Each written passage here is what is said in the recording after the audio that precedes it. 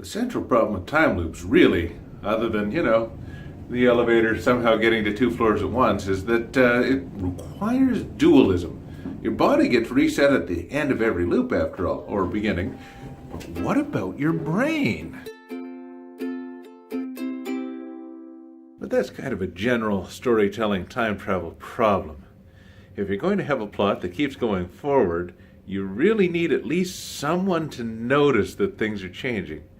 So in the time loop, of course, it's whoever's central to it, or maybe it's a group of characters and they slowly get more aware of what's going on. Star Trek's done that quite a few times, and of course, the best example everyone goes for is always Groundhog's Day. Of course, time loop stories are really simple escape the room stories when you get right down to it. You're caught in a situation that you can't even get out of by the standard means of escaping a situation. Think the suicide montage in Groundhog Day. Or every single time the loop ends, everyone dies, which is pretty well how every Star Trek time loop episode goes.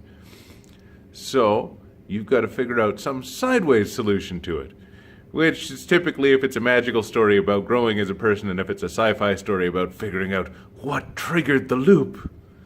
Or about being caught forever in the loop, like, what was it, ARQ? A-R-Q? Oh, that's kind of interesting. So, yeah, not really plausible. Requires full-on dualism or some sort of mechanism that allows your brain to get instantaneously fed new knowledge, which I guess would be how your Edge of Tomorrow would work, presumably. But man, human brains, they don't really, it's not a computer. You can't just feed it things. You have to rearrange the cells at least a little to get that extra data in there. Frickin' dualist concepts keep on sneaking into our fiction. So, hey, the biggest dualism is what's called substance dualism. So the mind and the brain might be related, but they're entirely different things.